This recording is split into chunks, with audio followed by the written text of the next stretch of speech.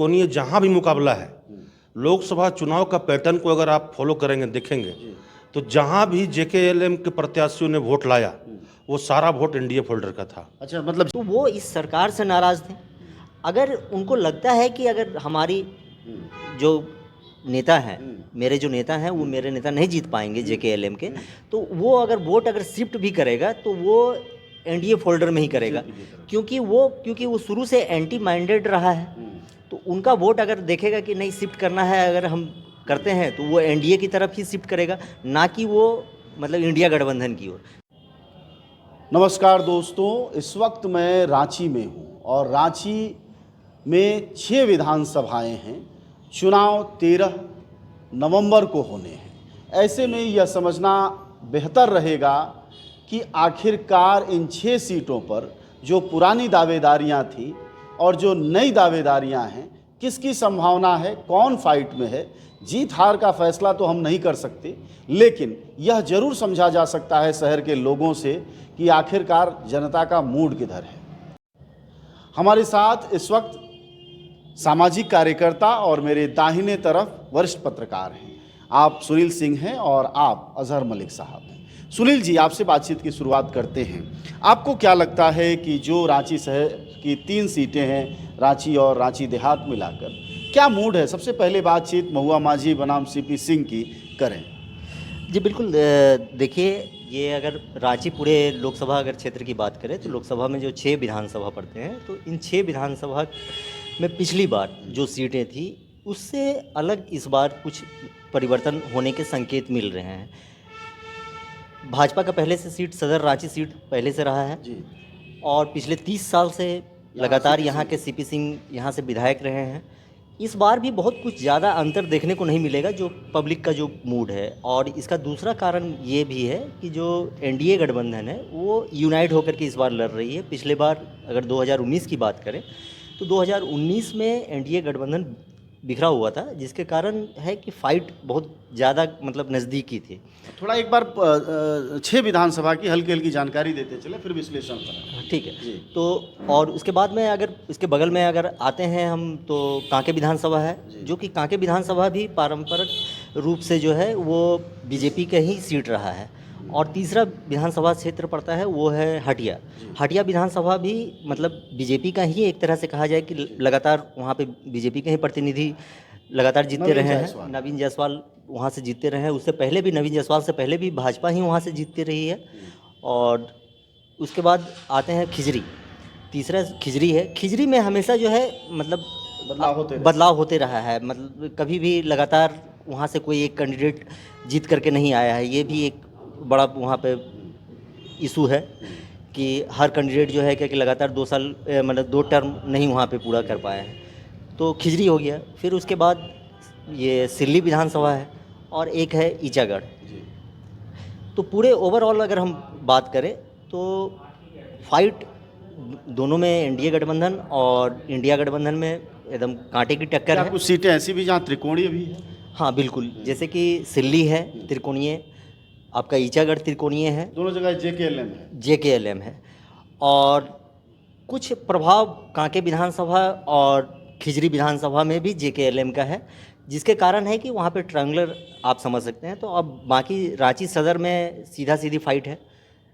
हटिया विधानसभा में वो सीधा सीधा फाइट है, मतलब एनडीए और इंडिया के बीच ही। उसमें तीसरा कोई ट्रायंगुलर नहीं बन पा रहा है। हाँ, निर्दलीय कुछ प्रत्याशी हैं कि जो कुछ अच्छा खासा वोट लाएंगे, लेकिन वो इतने मार्जिन में नहीं है कि वो जीत का दावा कर सकें। बिल्कुल। हम इस थोड़ा सा ट्रायंगुलर को और सीधी सीधे टक्कर को बातचीत की शुरुआत में मलिक साहब से भी लेते हैं। मलिक जी, आपको क्या लग रहा है कि जो ट्रायंगुलर सीटें जिसकी बात सुनील जी कह रहे हैं, उसमें नुकसान ऑब्वियसली जैसे स्वाभाविक तौर पर किसका होने वाला है? जेएमएम का, एनडीए का? दूसरा, आमने सामने की टक्कर में क्या संभव? त्रिकोणीय संघर्ष जहाँ पर भी है, जैसे सिल्ली बता रहे हैं शायद। त्रिकोणीय संघर्ष मेरे हिसाब से जैसा बड़े भाई सुनील जी ने बताया कि ईचागढ़, सिल्ली, कांके और हटिया 4 सीटों पर। हाँ, हटिया इसलिए है कि वहाँ पे पूर्व के वहाँ के नेता जो थे आसू के, उनका टिकट कटने के बाद वो निर्दलीय पर्चा भरा और वो आज मैदान में है। भरत कांसी उनका नाम है। तो उन्होंने इस मुकाबले को रोचक बना दिया है। यहाँ नुकसान किसका होगा? नुकसान तो बीजेपी का? बीजेपी एनडीए फोल्डर का ही होगा। और त्रिकोण वो फाइट एनडीए बनाम यूपीए की है, लेकिन रांची में वो बढ़त नहीं मिल पाएगी महुआ माझी को जिसकी उम्मीद की जा रही है, जबकि 5,000 मात्र से हारी है। तो बढ़त क्यों नहीं मिलेगी? आपके पास आता हूं, लेकिन छोटी सी टिप्पणी आपसे। जहाँ तक अभी तक के आए हुए ट्रैकर और सर्वे का जो नतीजा बता रहा है, तो बीजेपी ही अपर हैंड है। बीजेपी अपर है। हाँ, रांची सदर सीट से। कारण है एक सुलझा हुआ और काफ़ी पुराना परिपक्व नेता जो अपने प्रचार में और अपने चुनाव अभियान में भी ये भी कह रहे हैं कि ये लास्ट है, और लोग भी जान रहे हैं कि ये उनका लास्ट है। तो रांची की जनता बहुत ही संवेदनशील और बहुत ही आदर्श जनता है। उनको मेरे हिसाब से, मेरा जो अपना निजी अनुभव और मैं जो दिन भर क्षेत्र में भ्रमण करता हूँ उसके अनुसार बता सकता हूँ आपको कि रांची की जनता इस बार उनको अच्छे से विदाई देने के मूड में है। अच्छी विदाई। अच्छी विदाई तो विपक्ष के लिए मतलब बहुत खतरनाक है। तो इसके पीछे कारण क्या है? तो इसके पीछे कारण हम ये बताते हैं कि ये सीट पर जो दावेदारी थी, इंडिया गठबंधन में जो दावेदारी थी, कांग्रेस की दावेदारी प्रबल थी कि कांग्रेस यहाँ पे शहरी क्षेत्र में कांग्रेस अच्छा, के ये ज़्यादा पार्टियों कार्यकर्ता, की आपस की टकराहट से पार्टी खेल गड़बड़ा रहा है। खेल गड़बड़ा रहा है। और दूसरी ये बात कि महुआ माझी जेएमएम से राज्यसभा की सांसद चुनी गई, और कार्यकर्ताओं में ये आशा था कि अब वो अपर सदन में चली गई हैं, दिल्ली चली गई हैं, वो अब राष्ट्रीय स्तर के जो है कि इधर का हिस्सा नहीं खाएंगे। इधर का हिस्सा जो है कि हमारे हिस्से में ही आएगा। सभी कार्यकर्ता उसके आशा लगाए हुए थे। अब वहाँ पे हुआ क्या कि फिर से उनको रिपीट कर दिया गया है। तो कार्यकर्ताओं में एक नाराज़गी भी कह सकते हैं इसको, अंदरूनी खुल करके नहीं आ रहा है, क्योंकि जेएमएम एक ऐसी पार्टी है कि जहाँ पर आप नाराज़गी व्यक्त नहीं कर सकते हैं। तो वहाँ पे क्या है कि जो कार्यकर्ता अंदर से नाराज़ हैं, दिखावे के रूप में वो सामने घूम रहे हैं, कर रहे हैं, लेकिन वो अंदर अंदर चाह रहे हैं कि ना जीते, क्योंकि अंदर भी थोड़ी सी टिप्पणी इनसे लेते हैं। आप चूंकि एक समुदाय से भी आते हैं जो कि लगातार जेएमएम को वोटर भी है, कांग्रेस का वोटर है, उसके बीच भी कोई फूट है या वही इकलौता एक वोटर है जो सबसे ज़्यादा महुआ माझी के साथ खड़ा है, बाकी में संदेह है? इस बात का निर्णय 12 को ही होगा। नहीं, मतदाताओं के बीच में जो विशेष वर्ग की आपने बात की, हाँ, उस वर्ग का निर्णय जो है वो 12 को होगा। 12 की शाम। हाँ, 12 की शाम, दोपहर, रात, जब भी हो, लेकिन वो 12 को ही होगा। ये तो दूसरी बात। तीसरी बात कि महुआ, जैसा कि बड़े भाई ने बताया, एकदम सटीक विश्लेषण है और उस पर मैं पूर्णतः सहमत हूँ कि 5 साल से जो व्यक्ति, 2-3 लोग व्यक्ति थे राष्ट्रीय पार्टी से, मतलब कांग्रेस से भी और बीजेपी से भी, जिनको ये लग रहा था कि इस बार सीपी सिंह को पार्टी टिकट नहीं देगी, नए चेहरे और कम उम्र के युवाओं पर दाव खेलेगी, दोनों राष्ट्रीय पार्टी। और उन्होंने, उन युवाओं ने भी बहुत जम के काम किया। शहर के हर किसी नाजुक मसले पर, पर्व त्यौहार हो या सामाजिक सौहार्द बिगाड़ने की कोशिश की हो किसी के द्वारा, इन सब पर उन लोगों ने बहुत प्रमुखता से अपना भागीदारी निभाया। कोविड का मामला मसला हो, उसके अलावा भी बहुत तरह की चीज़ें शहर में होती रहती हैं आम दिनचर्या में। तो लोगों को, विशेष करके युवाओं को, इस बात का बहुत ज़्यादा भरोसा था कि पार्टियां अपनी, दोनों तरफ की पार्टियां अपने उम्मीदवार चेंज करेंगी, लेकिन हुआ नहीं। इसका घोर निराशा है। तो इसका खामियाजा आप लोगों के विश्लेषण से ये पता चल रहा है कि महुआ माझी को सबसे ज़्यादा भुगतना पड़ेगा। बेशक। तो कांग्रेस को क्यों नहीं, बीजेपी को क्यों नहीं भुगतना पड़ेगा? बीजेपी तो बताया मैं आपको कि ये उनका लास्ट चुनाव है, आखिरी विदाई के नाम। हाँ, सम्मानजनक विदाई देने में रांची की जनता कोई कसर नहीं छोड़ेगी, ऐसा मेरा अपना निजी अनुभव है। तो यहाँ एक मान लीजिए महुआ माझी को लेकर एक है कि थोड़ा संदेह है। अब हम चलते हैं कांके की तरफ, फिर उसके बाद बढ़ते हैं सिल्ली। तो एक एक छोटी छोटी बातें कि कांके की क्या स्थिति है? कांके अपर हैंड में अभी भी बीजेपी ही है। बीजेपी, बिल्कुल। और वहाँ पे सुरेश बैठा लगातार 3 बार उनको टिकट दिया जा चुका है कांग्रेस की ओर से, और एनडीए फोल्डर से ही वो लड़ रहे हैं। ये सॉरी, माफ़ कीजिएगा, इंडिया गठबंधन की ओर से ही लड़ रहे हैं और कांग्रेस की टिकट पर। और हमेशा वो पिछड़ते ही रहे हैं और बहुत कुछ खास ज़्यादा उनका प्रभाव क्षेत्र में नहीं है। इस बार भी कुछ ऐसा ही है। और मतलब आपके हिसाब से अभी जो भी 2-4 दिन बचे हुए हैं, 2 दिन मुश्किल से, इसमें मेहनत बहुत करनी पड़ेगी। बहुत ज़्यादा मेहनत कांग्रेस को करना पड़ेगा। और दूसरा ये बात जो ट्रायंगुलर की हम बात कर रहे थे, तो वहाँ पे फुलेसर बैठा जो एक कैंडिडेट हैं JKLM के, हाँ। वो बहुत ज़्यादा वोट मतलब काट रहे हैं, और जितने भी वोट तादाद में वो काटेंगे तो वो कहीं ना कहीं सुरेश बैठा को ही नुकसान होगा। हालांकि वो बीजेपी के भी वोटर के वोट जो है कटेंगे, लेकिन इसमें ज़्यादातर नुकसान जो है वो कांग्रेस की ही दिख नुकसान रहा है। उसको दिख चलिए, रहा है। अब हम इस सीट से बढ़ते हैं, बगल की सीट है आपके यहाँ कांके, वहाँ की क्या है? सहदेव साहब और जायसवाल नहीं, वो हटिया की सीट है। हाँ, ठीक सीट है जी। हटिया परंपरागत रूप से अगर राज्य अलग होने के बाद देखा जाए तो वहाँ से राज्य अलग होने के बाद पहला विधायक जो थे वो रामजी लाल सारडा, वो विधायक रहे, मंत्री भी रहे बीजेपी से।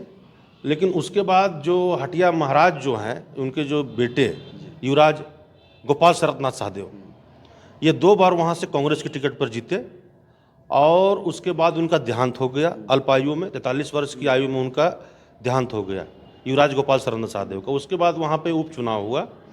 उपचुनाव के बाद से वो सीट भाजपा की है। चूँकि आज जो वर्तमान विधायक नवीन जायसवाल हैं, उन्होंने अपना प्रथम चुनाव JVM के टिकट पर लड़ा था वहाँ से। और इस बार JVM साथ है। हाँ, JVM साथ है, चूँकि JVM का पिछले वर्ष 16 दिसंबर को ही मर्ज हो गया बीजेपी में। तो एक तरह से बाबूलाल मरांडी घर वापसी थी, तो उनके साथ जितने लोग थे उनकी भी घर वापसी। लेकिन इंटरेस्टिंग बात यह है कि ये वही नवीन जायसवाल हैं जिन्होंने अपने 5 विधायकों के साथ बाबूलाल मरांडी को छोड़ करके जो बीजेपी ज्वाइन किया था रघुवर दास को सरकार जब बनी थी 2014-15 में। तो उस समय से तो आज तक वर्तमान विधायक जो अभी हैं वही विधायक थे। तो सिटिंग विधायक होने के नाते उनका अपर हैंड है, नंबर 1। नंबर 2, अजय नाथ सहदेव, जिसे बड़े भाई सुनील जी ने कहा कांके के बारे, हटिया के बारे और विशेष करके सदर के बारे। यहाँ पर जो बीजेपी के प्रतिद्वंदी जो कैंडिडेट या पार्टी है, उसके साथ में समस्या एक और भी है कि 5-5 बार 6-6 बार से वो पार्टी का प्रत्याशी हार रहा है। तो संगठन धाराशायी है। जैसे कांके के बताऊं मैं आपको, बीजेपी के रामचंद्र बैठा 3 बार विधायक रहे, उसके बाद जीतू जनाम विधायक रहे, फिर सबरीलाल विधायक रहे, फिर अभी जीतू जनाम टिकट दिया है। इस सब 6 बार देखा जाए तो 6 बार कांग्रेस प्रमुख पार्टी थी और उसके प्रत्याशी करीब 3 बार की यही थे। तो जब प्रत्याशी हारता है तो केवल प्रत्याशी नहीं हारता है, कार्यकर्ता का मनोबल भी डाउन होता है और कार्यकर्ता चितिर बितिर होता है। तो यही कारण हटिया में भी है कि जो लगातार जीत रहा है वो अपने पार्टी को, संगठन को और कार्यकर्ताओं को मजबूत कर रहा है, और जो हार रहा है वो स्वतः खुद भी कमजोर हो रहा है, संगठन भी कमजोर हो रही है। और संगठन का रीढ़ का हड्डी कौन होता है? कार्यकर्ता होते हैं। तो कार्यकर्ता कमजोर हो रहे हैं। इसीलिए सुनील जी ने कहा कांके के बारे में अपर हैंड बीजेपी का है, तो उसी तरह मैं बता रहा हूं कि हटिया में भी अपर हैंड है। लेकिन आपको मालूम है कि राजनीति जो है वो अनिश्चितताओं का खेल है, आखिरी पल पर भी कुछ हो सकता है, सेंटिमेंट किसी काम कर सकता है। लेकिन एक बात आपने महत्वपूर्ण कही, जो हम लोग सहमत होंगे आप तौर पर, कि कार्यकर्ता कमजोर होता है जब प्रत्याशी लगातार हारता है, और यह कई जगह स्थितियां हैं। तो आप दोनों की बात से जो मुझे एक बात समझ में आ रही है कि एनडीए से महागठबंधन हारेगा कि जीतेगा ये तो बाद की बात है, लेकिन स्ट्रेटजिक रूप में और प्रत्याशियों के चयन में कुछ भूलें की हैं यूपीए ने, मतलब महागठबंधन ने, जिसको भुगतना पड़ेगा। इंडिया गठबंधन ने जी, ऐसा बिल्कुल, है। बिल्कुल। और इससे हम आगे अगर बढ़ें तो जैसे कैंडिडेट चयन के बारे में ही अगर हम बात करें तो सिल्ली हम आते हैं। तो आप देखिए सिल्ली में जेएमएम ने अमित महतो को टिकट दिया। अमित महतो इससे पहले जेएमएम के ही टिकट पर चुनाव लड़े थे और जीते भी थे, सुदेश महतो को हराए थे। लेकिन इस 2019 के चुनाव में वो हार गए। चुनाव हारने के बाद उन्होंने 1932 खतियान और भी बहुत सारे इश्यूज़ को लेकर के, स्थानीय नीति वगैरह, ये इन मुद्दों को लेकर के, नियोजन नीति, तो फिर यहाँ भ्रष्टाचार, ऐसे तमाम आरोप लगा करके वो जेएमएम छोड़ करके अपना एक अलग पार्टी बना लिए थे और लगातार उसी के लेकर के कैंपेन कर रहे थे। अब लास्ट टाइम में वो फिर जेएमएम में आ गए। चुनाव से ठीक पहले कि चुनाव की घोषणा होने के बाद, टिकट मिलने से एक दिन पहले। अरे वाह। तो वो आकर के फिर रातों रात आकर के जेएमएम ज्वाइन कर लेते हैं। कहानी है ये सिल्ली। वो रातों रात आकर के जेएमएम ज्वाइन कर लेते हैं और हेमंत सोरेन उनसे पट्टा पहना करके उन्हें पार्टी में शामिल कराते हैं और घर वापसी पर स्वागत देते हैं और टिकट दे करके उसे प्रशस्ति पत्र के रूप में टिकट दे दिया जाता है। लेकिन वहाँ की जो जनता है, जहाँ हम लोग जब क्षेत्र में जाते हैं तो उन लोगों का ये कहना है, वो लोग कनेक्ट नहीं कर पा रहे हैं। वो लोग इस बात को लेकर के उन लोग में नाराज़गी है कि जो व्यक्ति 1932 खतियान, स्थानीय नीति, ऐसे तमाम मुद्दे को लेकर के उस पार्टी से अलग हुए थे, गालियां देता रहा पार्टी को, गाली नहीं दिए, लेकिन आप अलग हो गए, विरोध जताए। तो फिर जब 1932 खतियान नहीं मिला, स्थानीय नीति नहीं मिला, नियोजन नीति नहीं लागू कर पाई ये सरकार, तो फिर आप वापस फिर उसी पार्टी में क्यों चले गए? या तो अब पिछले 4 साल जो है कि हम लोग को ये कहना है कि उनका जो बना बनाया कार्यकर्ता है अपना अमित महतो का, वो नाराज हो गए। अब इसका फायदा जो है वो जेकेएलएम को मिल रहा है कि क्योंकि जेकेएलएम इसी भाषा आंदोलन और इसी मुद्दे पर जो है 1932 खतियान, इसी को लेकर के वो आंदोलन कर रहे थे। तो देवेंद्र नाथ महतो वहाँ पे जो है इससे ज़्यादा लीड कर रहा है अमित महतो से। बेशक कैंडिडेट बढ़िया है अमित महतो, लेकिन वहाँ पर देवेंद्र महतो जो है इससे ज़्यादा टॉप में चल रहे हैं। तो सुदेश महतो को अगर टक्कर, आप देखिए नतीजा क्या होता है कि अगर सुदेश महतो अगर हारते भी हैं तो वो किससे हारते हैं? देवेंद्र से हारते हैं या ये अमित महतो से हारते हैं? आखिरी जो विधानसभा में जिससे सबसे कम बातचीत की वो ईचागढ़ थी। ईचागढ़ की कहानी बहुत ही दिलचस्प है जी। वहाँ से आदिवासी मूलवासियों के बहुत बड़े नेता सविता महतो, वो तो उनकी धर्मपत्नी हैं, वो पूर्व मुख्यमंत्री और झामुमो एक कद्दावर नेता, फाउंडर मेंबर आप मान के चलें, स्वर्गीय सुधीर महतो का परंपरागत सीट है वो, उन्हीं की धर्मपत्नी है सविता महतो, जो इस बार पहली बार वहाँ से निर्वाचित हुई हैं झामुमो के टिकट पर। इससे पहले वहाँ पे बीजेपी का ही विधायक था साधुचरण महतो, जिनको हरा के वो यहाँ पहुँची है। लेकिन इस बार एनडीए गठबंधन में वो सीट आसू को मिला है।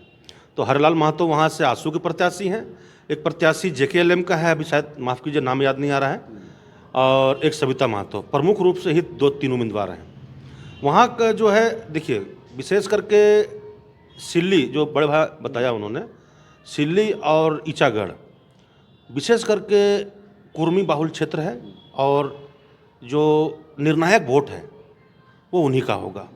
इसलिए आप ध्यान देंगे कि इन दोनों विधानसभाओं में प्रत्याशी, जो प्रमुख प्रत्याशी हैं, वो भी कुर्मी ही हैं, क्योंकि उनका जो उदय हुआ है वो हेमंत सोरेन का तरीके से और कारगर और आक्रामक तरीके से विरोध करने और गाली देने और धमकाने से ही हुआ है। अच्छा, उन्हें भारतीय जनता पार्टी, आसू या जेडीयू या लोजपा, इनको उन्होंने कभी कटघरे में नहीं रखा है, पब्लिक डोमेन में है, आप देख लीजिए इस चीज़ को। और मैं आपको बता रहा हूँ, जो बात सुनील भैया ने बोला सिल्ली के बारे में, तो पब्लिक डोमेन में एक न्यूज़ चैनल है, उनके पत्रकार को साक्षात्कार जब दिया रात के 8 बजे नेशनल हाईवे में खड़े होकर के जयराम महतो ने, तो उन्होंने कहा, जब सब पत्रकार सवाल किया सिल्ली के बारे में, तो जयराम के भी पहली पसंद अमित महतो ही थे, लेकिन उन्होंने पार्टी के वरिष्ठ उपाध्यक्ष हैं देवेंद्र महतो, फाउंडर मेंबर हैं, अपने खुद के सामाजिक संगठन को जेकेएलएम में विलय कर दिया। तो इसलिए जयराम महतो ने देवेंद्र पर ही ये छोड़ दिया कि उनको निर्णय लेना है कि वो सिल्ली से लड़ेंगे या ईचागढ़ से। तो देवेंद्र ने ये निर्णय लिया कि मैं सिल्ली से लड़ूंगा, और इसीलिए जो बड़े भाई ने बताया कि एकदम लास्ट दिन में अमित महतो ने झामुमो की तरफ देखा, उसका यही कारण था। जेकेएलएम का इंतजार कर रहे हैं। यस, वही कारण था कि देवेंद्र खुद बहु अपनी दावेदारी यहाँ से छोड़ के ईचागढ़ शिफ्ट हो जाए, ताकि मेरे को और ज़्यादा आपात जन समर्थन मिले। ठीक बात है। जेकेएलएम वाले पहलू पर आपका क्या कहना है? क्यों नहीं वो नुकसान करेंगे बीजेपी को, जब करते ही रहे हैं? जैसे कि मलिक जी ने आपको बताया कि कुर्मी वोटर जो है वो पारंपरिक रूप से जो है भारतीय जनता पार्टी के साथ हैं, लेकिन इस बीच में जो इनका उदय हुआ वो हेमंत सोरेन मुख्यमंत्री और झामुमो के विरोध में, मौजूदा जो गठबंधन सरकार है उसके विरोध में, क्योंकि स्थानीय का मुद्दा हो, भाषा का मुद्दा हो, नियोजन नीति का मुद्दा हो, ये तमाम मुद्दे इस सरकार के लिए ही इसके विरोध में खड़ा हुआ। तो इसके विरोध में जो लोग आए तो वो इस सरकार से नाराज़ थे। अगर उनको लगता है कि अगर हमारी जो नेता हैं, मेरे जो नेता हैं वो मेरे नेता नहीं जीत पाएंगे जेकेएलएम के, तो वो अगर वोट अगर शिफ्ट भी करेगा तो वो एनडीए फोल्डर में ही करेगा, क्योंकि वो शुरू से एंटी माइंडेड रहा है। तो उनका वोट अगर देखेगा कि नहीं शिफ्ट करना है, अगर हम करते हैं तो वो एनडीए की तरफ ही शिफ्ट करेगा, ना कि वो मतलब इंडिया गठबंधन की ओर। मतलब सिंपल सा बात है। जाति पर सवाल आ गया है। मलिक साहब, अभी थोड़ी देर पहले आप अनौपचारिक बात में बड़ी बातें कर रहे थे कि जातियों का क्या होगा। तो यहाँ जो शहरी वोटर है शहर और शहर के साथ खड़ा है खुले तौर पर। देखिए वैसे ओबीसी में काफ़ी जातियाँ आती हैं, हाँ, लेकिन फिर भी वैसे कहना सही नहीं होगा। इस तरह से समझिए उसको कि रांची सदर सीट में जो भी जातियाँ हैं उसको आप दो जगह बांट लीजिए केवल। आदिवासी, क्रिश्चियन माइनॉरिटी खुद है, आदिवासी माइनॉरिटीज़ और कुछ थोड़े बहुत सवर्ण के वोट वो जा रहे हैं इंडिया गठबंधन को, बाकी सब वोट जा रहा है एनडीए को। आप इससे सहमत हैं? जी बिल्कुल, इनका आकलन से हम सहमत हैं, क्योंकि जो वोट पैटर्न है ये वोट पैटर्न बिल्कुल वैसा ही है। वैसा ही। और हाँ, पारंपरिक रूप से यही पैटर्न रहा है अमूमन जो भी शहरी क्षेत्र है पूरे झारखंड के ओवरऑल, तो यही पैटर्न रहा है। शुक्रिया आप लोगों का बातचीत के लिए। हम बातचीत कर रहे थे, हमारे साथ दो शहर के लोग थे। एक तरफ वरिष्ठ पत्रकार सुनील जी थे, दूसरी तरफ मलिक साहब थे, समाज सेवी हैं। 6 सीटों पर हमने बात की और बातचीत करके यह समझना चाहा कि इन 6 सीटों पर क्या स्थितियां हैं, और जो हम बार बार कहते हैं वही बात इन लोगों ने और ज़्यादा तथ्यात्मक तौर पर कही कि मूलतः इन क्षेत्रों का ओबीसी जब तक इंडिया गठबंधन के साथ नहीं आता है, इन 6 सीटों में से संभवतः 1 सीट खिजरी का यह लोग कह रहे हैं कि अपर हैंड है। बाकी में संघर्ष तगड़ा है, उसमें भी 3 सीटों पर बीजेपी अपर हैंड है और उसमें रांची शायद सबसे ज़्यादा अपर हैंड में है। इसलिए महुआ मांझी के समर्थकों को, जेएमएम कांग्रेस के समर्थकों को अगले 2 दिन में इतनी मेहनत करनी होगी कि वह जो 5,000 का गैप है वह 25,000 मान के चलें तो शायद एक रास्ता निकले। शुक्रिया आप सबका, धन्यवाद।